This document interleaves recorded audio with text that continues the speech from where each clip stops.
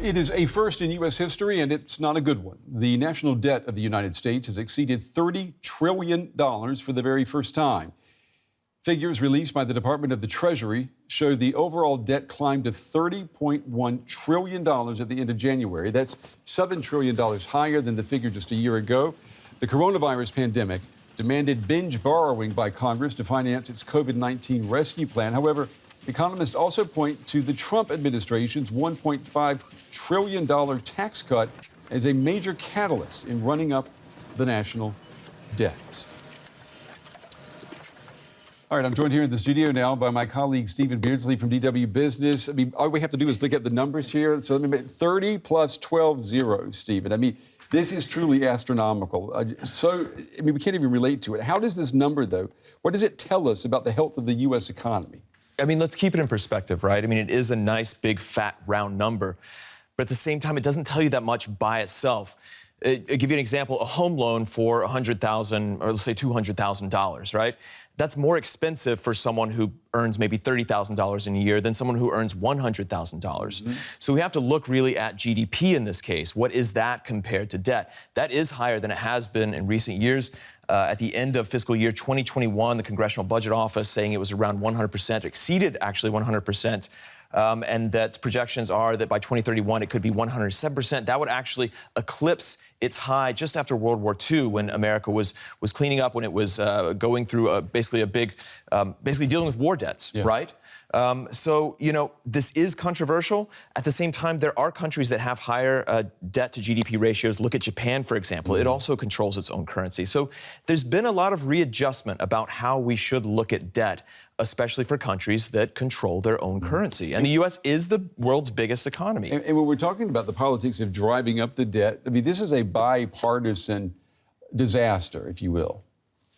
Yeah, you mentioned the Trump tax cuts. There's no doubt about that. Democrats in recent years, because of the pandemic, they would say, have been spending quite heavily. Republicans would counter that they've gone beyond their mandate to improve the economy, and they've done a little too much social spending. Interestingly, if you look back, back to, let's say, right after the Reagan years, where there was a big deficit that greeted George H.W. Bush upon his arrival, he went to the Democrats, and together they created concessions, they created compromises, and he raised taxes despite promising not to do that. And they managed to work out that deficit and bring the debt down a little bit. And that was something that we actually haven't really seen in the same measure in decades since. For conservatives, tax hikes, that's anathema. That's something that is not politically possible. George H.W. Bush lost the next election, right, we should mention, because he was pummeled for going back on that promise. No new taxes. No new taxes, right? Right. And at the same time, Democrats are very hesitant to rein in spending on social services, the ones that the Republicans often pummel, whether it's Social Security, whether it's Medicare, Medicaid. So there is this reluctance. We've seen that kind of division in recent years, and we see it here with the debt levels as well. And we know people are complaining about the prices they see at the grocery store now, inflation now at rates we haven't seen since the early 80s. The U.S. Fed says it wants to start raising interest rates as early as next month. What is that going to mean for the debt?